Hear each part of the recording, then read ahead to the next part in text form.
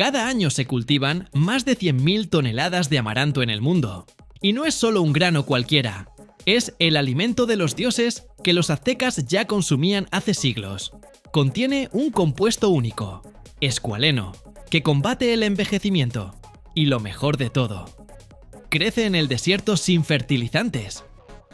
Pero, ¿cómo estos diminutos granos, más pequeños que una semilla de amapola, se convierten en megatoneladas de superalimento? ¿Por qué la NASA lo incluyó en la dieta de los astronautas? Y lo más importante, ¿por qué lo llaman el oro del futuro? Vamos a descubrirlo juntos.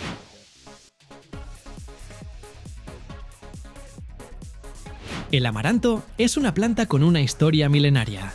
Los aztecas y los incas lo consideraban un alimento sagrado, y con razón. Sus granos están cargados de nutrientes, proteínas, aminoácidos y minerales esenciales. Pero su mayor tesoro es el escualeno, un antioxidante que ayuda a combatir el envejecimiento. Así que si quieres mantenerte joven, el amaranto es tu aliado. En la granja me contaron que es una planta muy resistente. Crece en suelos secos y no necesita fertilizantes químicos.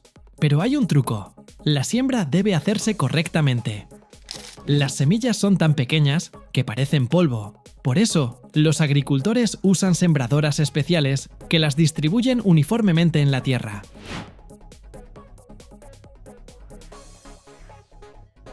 Cuando el amaranto brota, parece una hierba diminuta e insignificante.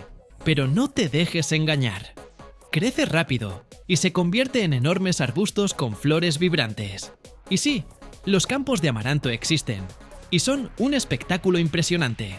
Plantas de hasta 2 metros de altura, con colores rojos, burdeos, naranjas y amarillos que parecen sacados de un cuento.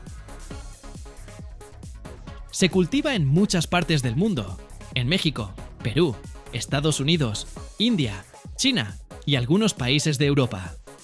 En algunos lugares se usa para la industria alimentaria, como harina y aceite, y en otros para alimento de ganado. Y lo mejor es que puede crecer incluso en regiones áridas. ¿Te gustaría ver un campo de amaranto en vivo? A nivel industrial, los campos de amaranto pueden abarcar decenas o incluso cientos de hectáreas. En México, Estados Unidos e India, los agricultores cultivan esta planta en grandes extensiones para producir harina, cereales y aceite. La cosecha del amaranto es todo un arte. Las plantas deben cortarse a mano o con cosechadoras especiales en el momento justo, cuando las semillas están maduras, pero aún no han caído. Y aquí viene el truco. Los agricultores las dejan secar directamente en el campo para facilitar la separación de los granos. Honestamente, el proceso tiene un aire romántico: campos dorados, aire fresco, el susurro de las plantas al ser cortadas. Pero en realidad, es un trabajo duro y extenuante.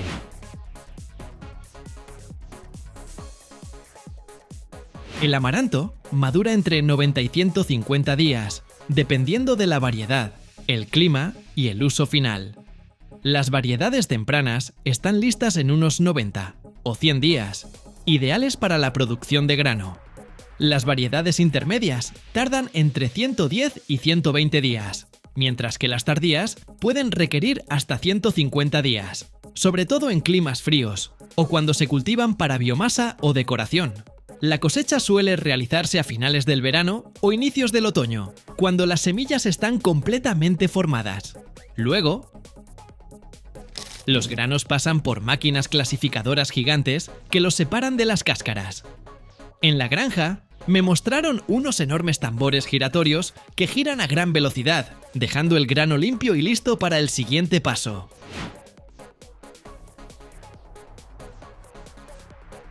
¿Sabes qué fue lo que más me sorprendió?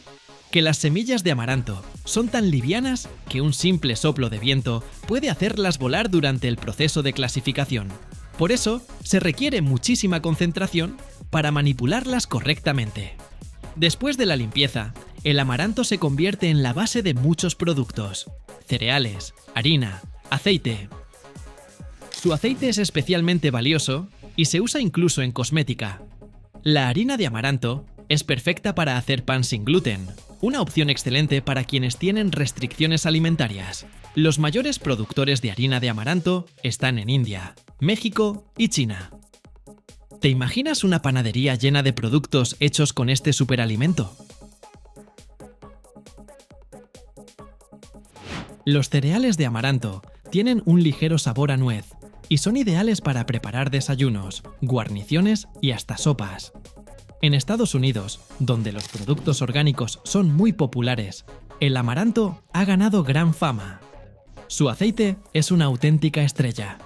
Es rico en escualeno, un antioxidante poderoso que protege las células del envejecimiento y fortalece el sistema inmunológico. Se usa en tratamientos para la piel y el cabello, así como en productos medicinales.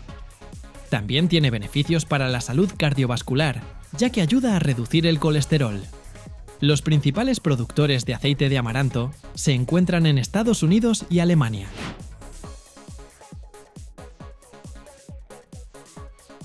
En India, el amaranto es conocido como el grano del paraíso, mientras que en Perú se usa para preparar dulces tradicionales. Para conservar sus propiedades nutricionales, se transporta en contenedores herméticos con ventilación para evitar la humedad. Los productores también usan sacos de tela multicapa que protegen el grano durante largos viajes. Algo que me impresionó. El amaranto ayuda a regenerar los suelos. En lugar de agotarlos, los enriquece con nutrientes esenciales. Un verdadero ejemplo de sostenibilidad.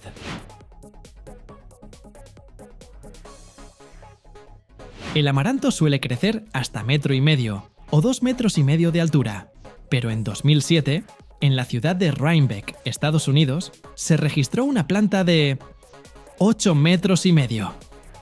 Imagínate ese gigante.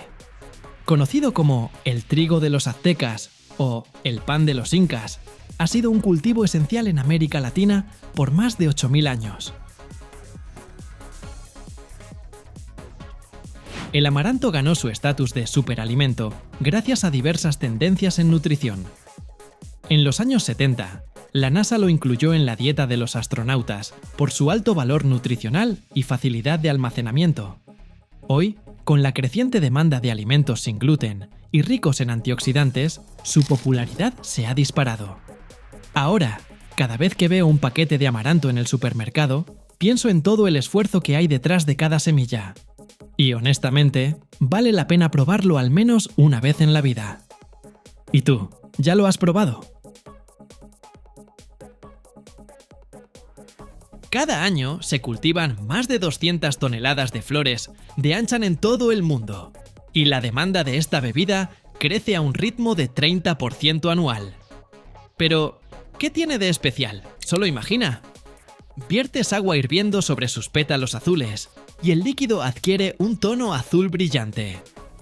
Agregas limón y se convierte en un color morado. ¿Magia? No, es la pura química de la naturaleza. El Anchan no es simplemente un té, es toda una explosión de color y beneficios para la salud.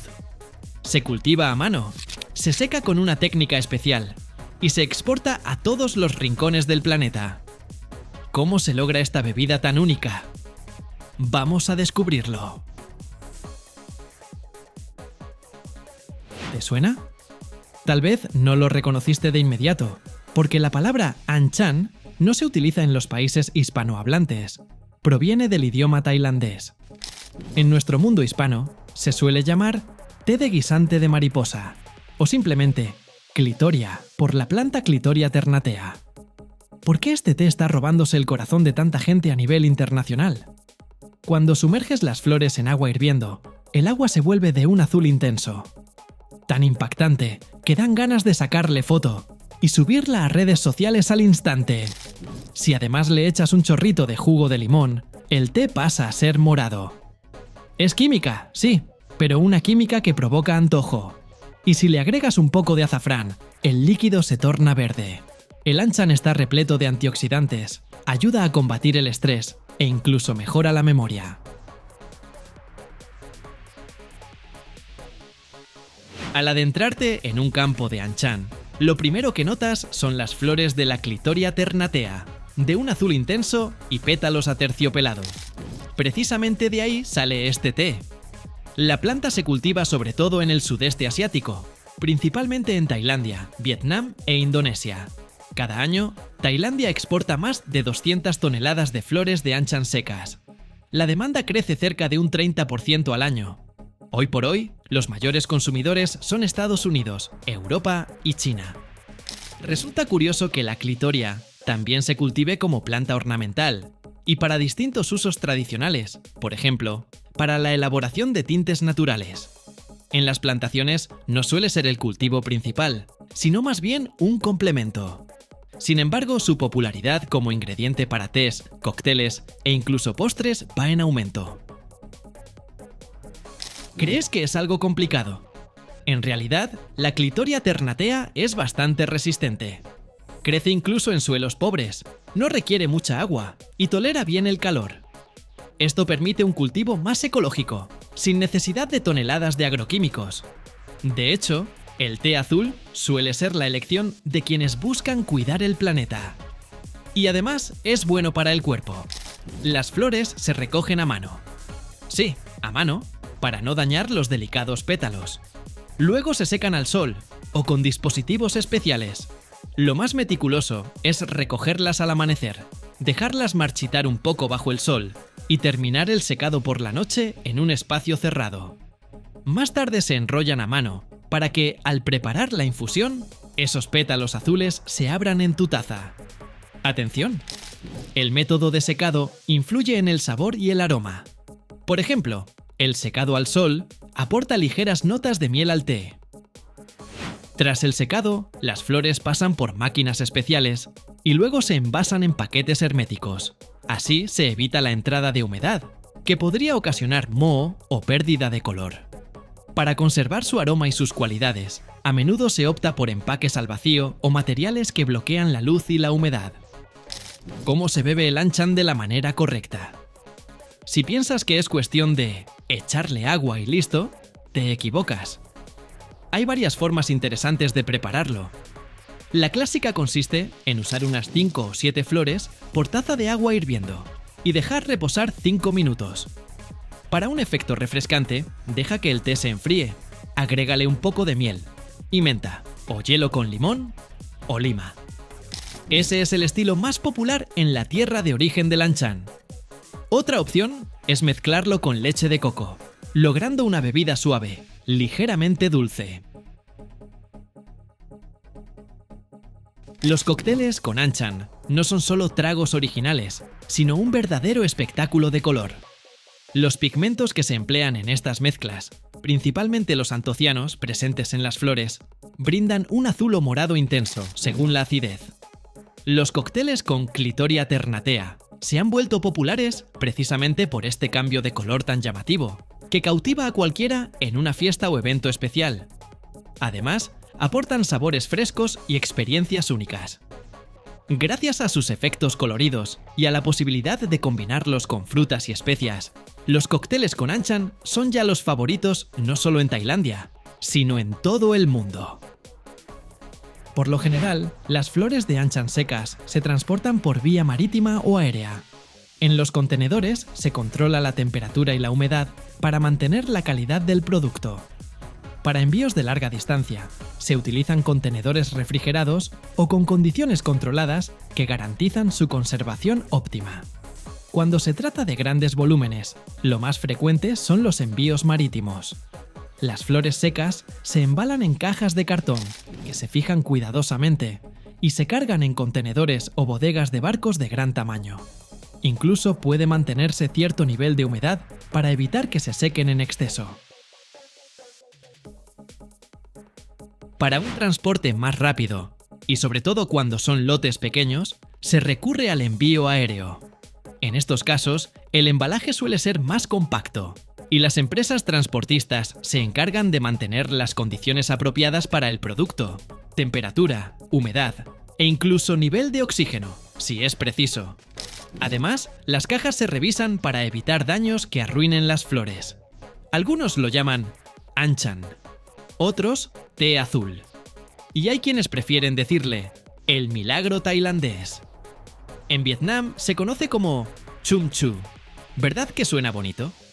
Desde tiempos antiguos, el anchan se ha usado en Asia para calmar el estrés y la ansiedad.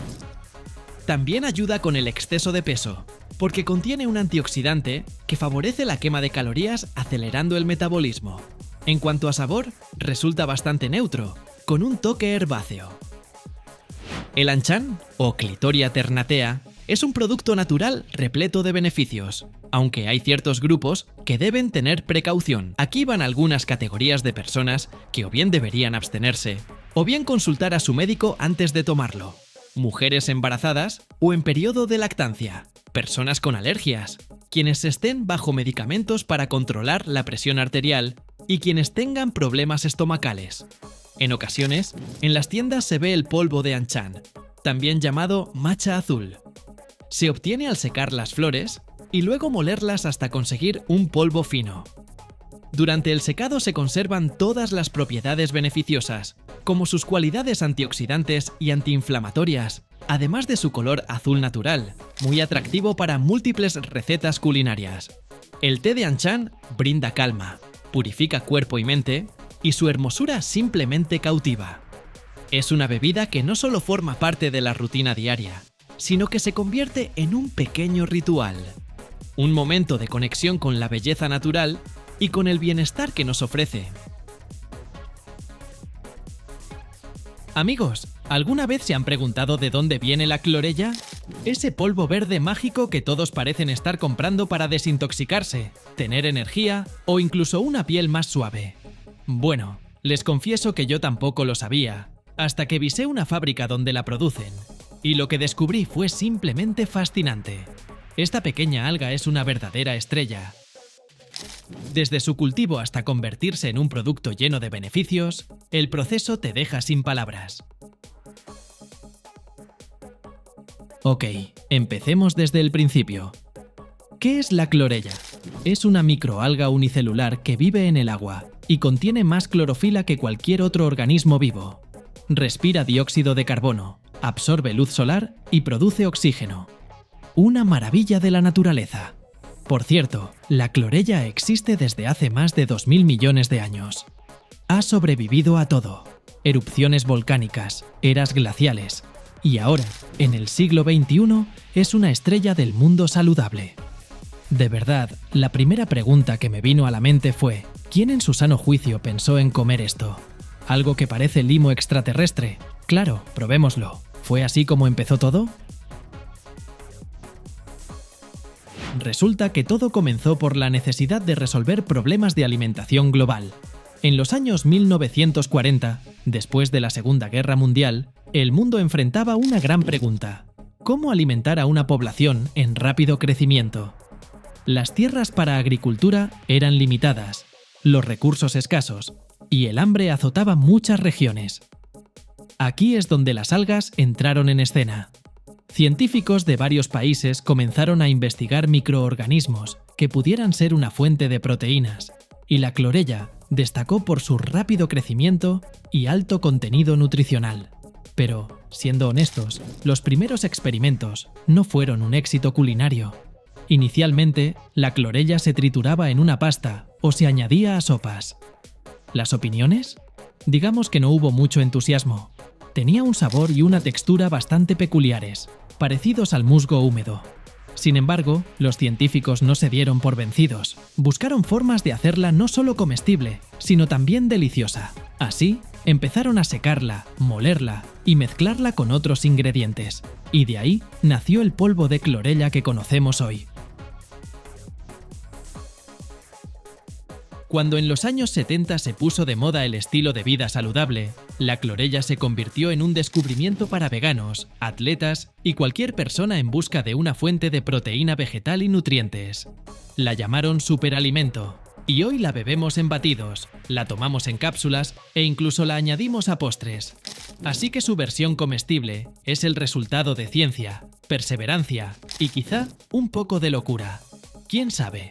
Tal vez ahora mismo en algún laboratorio estén investigando algo aún más raro que podría ser nuestra comida favorita en el futuro. Ahora bien, ¿dónde se cultiva la clorella? Spoiler, no es en lagos ni ríos. Se cultiva en sistemas cerrados especiales llamados bioreactores. Yo esperaba ver enormes piscinas al aire libre, pero todo parecía sacado de una película de ciencia ficción. Son grandes tubos transparentes donde el agua circula constantemente. Dentro de esa agua está la clorella, creciendo casi a la vista. Como esta alga es muy sensible a la contaminación, se aísla completamente del medio ambiente. Incluso una gota de lluvia o un poco de polvo podría afectarla. ¿Y saben qué? Incluso la luz se controla con precisión. Lámparas especiales imitan la luz solar para que el alga pueda realizar la fotosíntesis. Todo está pensado para su comodidad. La clorella no necesita lujos, solo agua, dióxido de carbono y minerales. Pero estos componentes deben estar perfectamente equilibrados. El dióxido de carbono se introduce directamente en el agua y los minerales se añaden como soluciones. Honestamente, el sistema de alimentación de la clorella parece un banquete de alta cocina. Pero para algas, todo está automatizado. Sensores verifican si hay suficiente comida o si necesitan postre. Cada año se producen más de 7.000 toneladas de clorella seca en todo el mundo. Cuando la clorella alcanza el tamaño adecuado, es cosechada. Es como recoger una cosecha, pero en lugar de usar un tractor, se utilizan filtros especiales. Primero, el agua con clorella se trata ligeramente. Esto puede incluir ajustar el nivel de acidez o añadir sustancias naturales que hacen que las células de clorella se agrupen en pequeños grumos. Luego, la clorella simplemente se asienta en el fondo del tanque, formando algo parecido a un puré verde. Otro método es la flotación, donde microburbujas de aire elevan las células de clorella a la superficie, creando una capa fácil de recolectar. Un solo hectárea de estanque puede producir de 20 a 30 toneladas de biomasa al año, mucho más que cualquier cultivo agrícola tradicional. El siguiente paso es separar el puré verde del agua. Aquí entran en juego filtros especiales o centrifugadoras. Es como una lavadora gigante que elimina el agua de las células de clorella en un santiamén. Después de la centrifugación, queda algo de humedad, así que la clorella se prensa hasta formar una masa espesa, casi como una pasta. Luego, esta masa se seca cuidadosamente para preservar todos sus nutrientes. Posteriormente, se muele hasta convertirse en polvo. Ese mismo polvo llega a tus cápsulas o frascos. La clorella es uno de los organismos de crecimiento más rápido en la Tierra. Puede duplicar su masa en unas 6 a 8 horas bajo condiciones ideales. Ah, y casi lo olvido. La clorella tiene una pared celular muy resistente, que el cuerpo humano no puede digerir fácilmente. Por eso, antes de empacarla, esa pared se rompe con métodos especiales, haciéndola asimilable para nosotros. Ahora vamos a lo más interesante, la reutilización. Nada se desperdicia. Los residuos de la producción de clorella se usan como fertilizantes o alimento para animales. Esto no solo es económico, sino también ecológico. Además, en algunas fábricas ya han implementado sistemas de reciclaje de agua. Imagina esto, el agua que una vez ayudó a cultivar clorella se limpia y vuelve al proceso. Un ciclo perfectamente cerrado. La sostenibilidad de la clorella es una de las razones de su popularidad. Limpia el aire al absorber dióxido de carbono. Además, necesita mucha menos agua que cualquier cultivo agrícola convencional. La llaman el alimento del futuro, y no es solo un eslogan. Con ella se hacen no solo suplementos, sino también chocolate, pasta e incluso pan.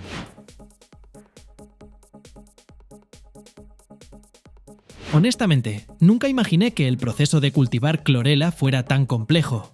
Pero al ver cuánta dedicación, tecnología y cuidado se invierten en esta alga, entendí por qué es tan beneficiosa. Así que la próxima vez que veas un frasco con el nombre clorella, recuerda esta historia. No es solo un polvo verde, sino el resultado de un largo e impresionante viaje. ¿Listos para agregar clorella a su dieta? ¿O todavía piensan en el limo extraterrestre?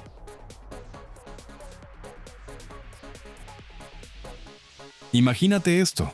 Tienes en tus manos una hamburguesa.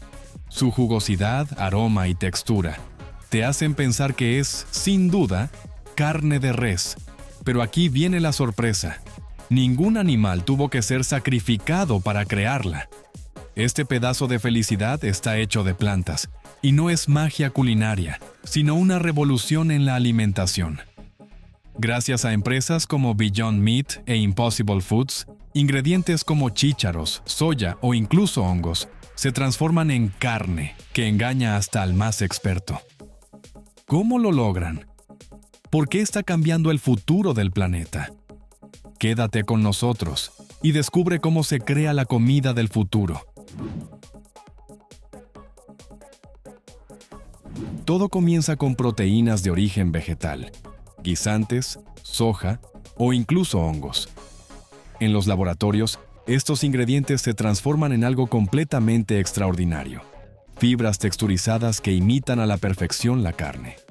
Pero ¿cómo funciona este proceso? Ahora lo vamos a descubrir. En los campos se cultivan guisantes, soja u otros ingredientes vegetales destinados a convertirse en carne del futuro. Lo interesante es que el cultivo de estas plantas no depende únicamente de los agricultores, sino también de estrictos estándares impuestos por los fabricantes. El guisante y la soja son las principales fuentes de proteína para los sustitutos de carne. Se cultivan en distintas partes del mundo.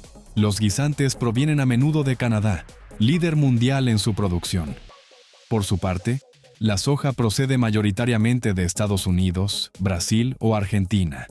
Sin embargo, los productores de carne vegetal seleccionan solo aquellas granjas que cumplen con métodos sostenibles de cultivo.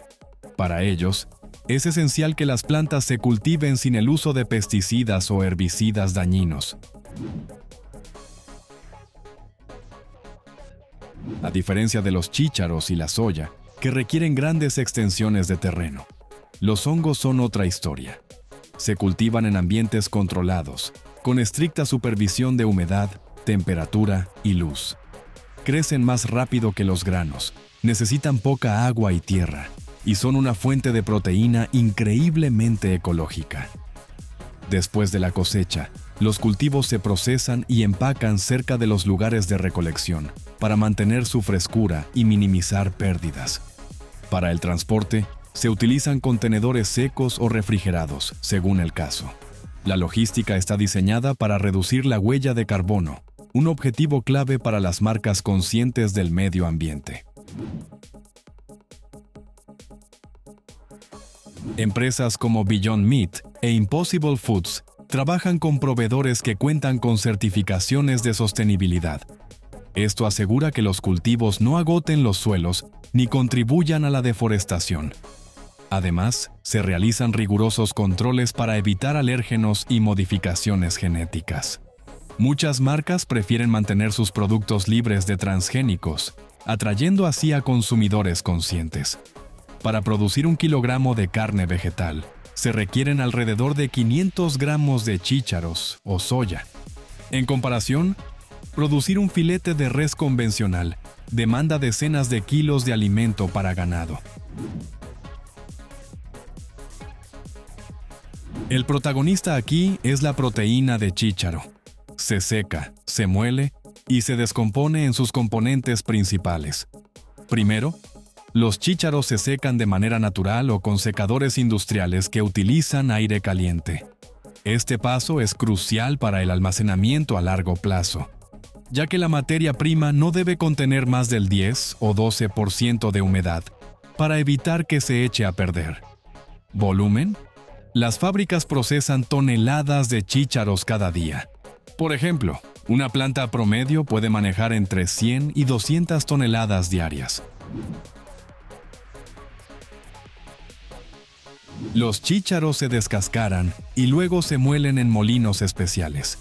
Se utilizan molinos de rodillos o trituradoras de martillo para convertirlos en una harina fina, similar a un polvo. Una máquina puede moler varias toneladas de materia prima por hora. Este paso es clave para conservar la calidad de la proteína, por lo que se controla estrictamente la temperatura para evitar que el calor degrade su valor nutricional. La harina de chícharo se mezcla con agua para crear una suspensión líquida, que luego pasa por una serie de filtros para separar sus componentes: proteínas, carbohidratos y fibra. El almidón es el principal carbohidrato extraído en este proceso. La solución de proteínas obtenida se trata con enzimas o se ajusta el potencial de hidrógeno, el famoso pH, para precipitar las partículas de proteína. El precipitado se seca en secadores industriales por aspersión.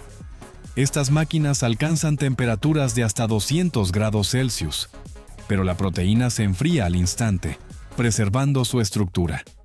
Después del secado, queda un polvo ligero, la proteína de chícharo. Este polvo se empaca en sacos de 25 o 50 kilogramos, o en contenedores más grandes para su transporte. En promedio, de una tonelada de chícharo seco se obtienen 250 kilogramos de aislado.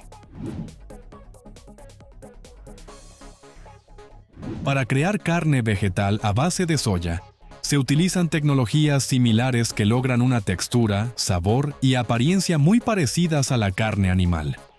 Primero, el concentrado de soya se procesa eliminando grasas y otros componentes no deseados. Luego, se mezcla con agua hasta obtener una masa pastosa.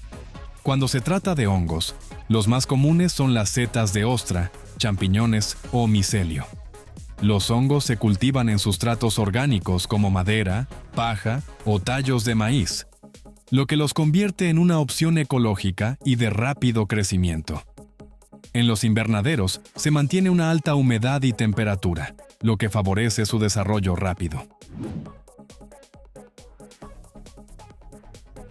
El micelio, por otro lado, se cultiva en condiciones controladas dentro de fermentadores especiales, donde se les suministra una solución nutritiva a base de glucosa y minerales. Los hongos maduros se cosechan manualmente o con maquinaria. El micelio se recoge en forma de biomasa fibrosa al finalizar la fermentación. Luego, los hongos se limpian de restos de tierra y sustrato si es necesario. El micelio se lava y se seca. Los hongos se procesan en pasta o masa fibrosa utilizando trituradoras. A esta masa se le agrega proteína vegetal, como la soya o el chícharo, para aumentar su valor nutricional. En algunos casos, los hongos se fermentan para intensificar el sabor umami, otorgándoles un perfil similar al de la carne. La masa de hongos, combinada con proteínas vegetales como chícharo o soya, se somete a un tratamiento térmico bajo alta presión. Este proceso crea una textura fibrosa que imita la carne. A la mezcla se le agregan especias, grasas vegetales, como aceite de coco o de canola, y colorantes naturales para dar un tono similar al de la carne. Por ejemplo, se utiliza jugo de betabel o páprica. La masa obtenida se moldea en formas como carne molida, hamburguesas, filetes o trozos. Para la carne molida, se corta en pedazos pequeños, mientras que las hamburguesas y filetes se forman con prensas o moldes especiales. Finalmente, las piezas se cocinan ligeramente al vapor o se hornean, quedando listas para ser empacadas. La carne vegetal ofrece numerosas ventajas y es ideal para una amplia variedad de personas. Contiene menos grasas saturadas y colesterol en comparación con la carne tradicional, lo que reduce el riesgo de enfermedades cardiovasculares. Su alto contenido de proteínas, fibra y vitaminas la convierte en una opción nutritiva para vegetarianos y veganos. También es perfecta para quienes buscan evitar productos de origen animal por motivos éticos o medioambientales.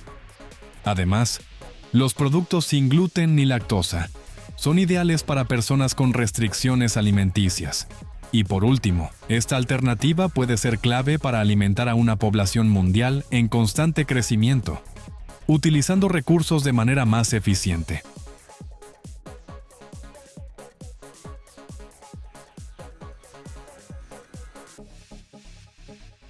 ¿Alguna vez te has preguntado cuánta chamba hay detrás de cada pequeña valla de goji? Cada año, en el mundo se cosechan más de 300.000 toneladas de estos diamantes rojos, y China cultiva 85% de todo ese volumen.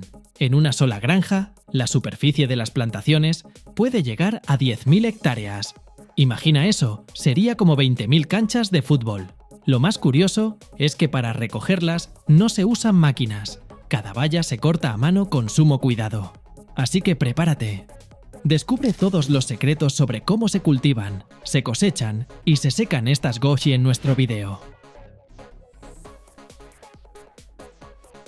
Si te soy sincero, siempre me imaginé que las goji crecían en algún bosque exótico. Pero sorpresa, su hogar natural son zonas áridas, como el Tíbet, China o Mongolia. Allí el clima es seco, llueve poco y el sol brilla sin piedad. Justo lo que necesitan para madurar bien. En la granja que visité, todo era a lo grande. ¿Te imaginas hileras interminables de arbustos que parecen arbolitos en miniatura, con hojas de un verde brillante? El sol es el protagonista de esta historia, porque gracias a él, las bayas adquieren ese sabor dulce tan especial. En una típica granja dedicada a las goji, la superficie puede llegar a 10.000 hectáreas. Una hectárea equivale, más o menos, a 2 canchas de fútbol. Así que hablamos de 20.000 canchas repletas de goji. En cada hectárea caben hasta 15.000 plantas, dependiendo de la técnica de cultivo. Es prácticamente un mar verde que se pierde a lo lejos, cada año. En todo el mundo se recogen más de 300.000 toneladas de bayas goji. De ese total, China produce alrededor de 85%, mientras que el resto, ese 15%, se reparte entre lugares como Mongolia, la India y algunas regiones de Europa.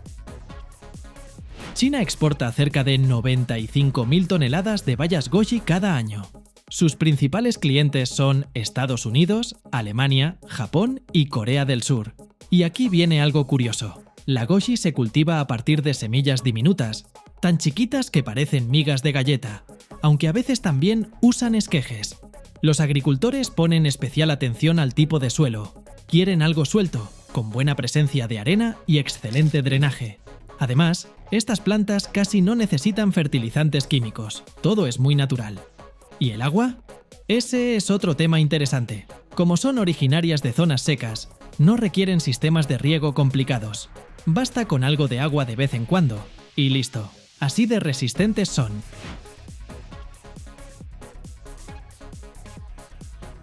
La goji, como cualquier otra planta, necesita ciertos cuidados, pero la verdad es que no da muchos problemas. Casi no se enferma y los insectos raras veces la atacan. Eso sí, hay un detalle vital: podar los arbustos para que se ventilen bien y den más frutos. Varios productores me contaron su secreto: no sobreexigir la planta. Si le das un descansito cada cierto tiempo, seguirá produciendo bayas durante décadas. ¿Sabías que un arbusto de goji puede vivir hasta 20 años? ¡Impresionante! De cada hectárea se obtienen entre 2 y 4 toneladas de bayas al año. Las granjas más modernas y orgánicas pueden llegar hasta 5 toneladas, gracias a técnicas avanzadas de riego y fertilización. Cuando las goji florecen, es un auténtico espectáculo. Se llenan de pequeñas flores moradas tan delicadas que si las tocas con la mano, se marchitan en un suspiro. Aquí es donde las abejas hacen su chamba y polinizan las plantas, permitiendo que se formen las bayas. Eso sí, cualquier clima adverso puede arruinar la floración. Y adiós a todo el trabajo del año. Un arbusto adulto llega a producir hasta 4 kilos de bayas por temporada, dependiendo del clima y el cuidado que reciba. ¿Y cómo se cosechan estas famosas bayas? Yo pensaba que se usaban máquinas, pero no. Es casi un arte, porque la goji es muy frágil y se daña enseguida. Por eso los agricultores las recogen a mano, con guantes especiales, para no lastimarlas. En muchas granjas ponen redes justo debajo de los arbustos para evitar que las bayas caigan al suelo y se contaminen. Incluso un poquito de suciedad puede afectar el sabor. Para que te hagas una idea, en una plantación de 100 hectáreas, se necesitan entre 300 y 400 trabajadores durante la temporada de cosecha. Aunque algo del proceso ya está mecanizado, la recolección manual sigue siendo clave. El mercado global de la goji supera los 5.000 millones de dólares estadounidenses. Se calcula que, para el año 2030, crecerá entre un 8 y un 10% anual, gracias al auge de los llamados superalimentos. Las goji frescas son un auténtico manjar, pero lo más común es deshidratarlas para que duren más. Y aquí la cosa se pone interesante. En las granjas, las extienden sobre bandejas de madera y las dejan bajo el sol. Eso sí, hay que voltearlas constantemente para que se sequen de manera uniforme. El proceso dura varios días y depende del clima. Es importante que no se usen hornos ni temperaturas altas, porque se estropearía su textura y su sabor. Cuando ves todo esto en persona, entiendes el gran trabajo que hay detrás de esos frutos tan pequeños. Por cierto, para cultivar 1 hectárea de goji, se necesitan alrededor de 8.000 metros cúbicos de agua al año. En regiones áridas, como Ningxia en China, se han adoptado sistemas de riego por goteo que disminuyen el uso de agua hasta un 50%. Hoy las goji van mucho más allá de la alimentación saludable. Se han convertido en todo un símbolo de autocuidado. Las agregan a smoothies, ensaladas, panes, o simplemente las comen tal cual, o remojadas en agua para que se pongan más suaves. Además, estas bayas son unas campeonas en nutrientes. Tienen mucha vitamina C, antioxidantes e incluso proteína. Los agricultores coinciden en que, si las cultivas con cariño, ellas te devuelven el favor con creces. La popularidad de las goji tiene una historia muy interesante y hasta romántica. Vienen de Asia, donde se usan en la medicina tradicional china desde hace más de 2000 años. Les decían diamantes rojos por su color y sus propiedades. Dicen las leyendas que ayudan a prolongar la vida, dar energía y hasta proteger la vista. Incluso los monjes las preparaban en té mientras meditaban, buscando fuerza y claridad mental. ¿Y cómo llegaron a ser superalimento en Occidente? Pues el gran boom ocurrió a principios de los 2000, cuando el mundo empezó a buscar productos mágicos para la salud. Ahí entraron en juego los expertos en mercadeo, que colocaron las goji en todas las listas de superfoods. Su reputación se disparó gracias a sus altos niveles de antioxidantes, vitaminas C y A, hierro y aminoácidos. Las redes sociales también tuvieron mucho que ver. Ya sabes, basta con que una celebridad muestre su desayuno con goji y ¡boom!, nace la tendencia. Empezaron a verse en smoothies, granolas, ensaladas y hasta en postres. Las tiendas de productos naturales se subieron al tren ofreciendo goji deshidratadas, en jugo, tés o incluso en polvo. Su color rojo intenso es un plus, llama la atención y se ve fantástico. Desde entonces, estas bayas se mantienen como un símbolo de vida sana y parte de la tendencia global de productos naturales y exóticos. Te confieso algo, cuando salí de la granja, llevaba un puñado de goji frescas y no dejaba de pensar en la cantidad de esfuerzo que hay detrás de cada una. Ahora, cuando las veo en el súper, me acuerdo de esos campos, de los agricultores y de su dedicación, y las valoro todavía más.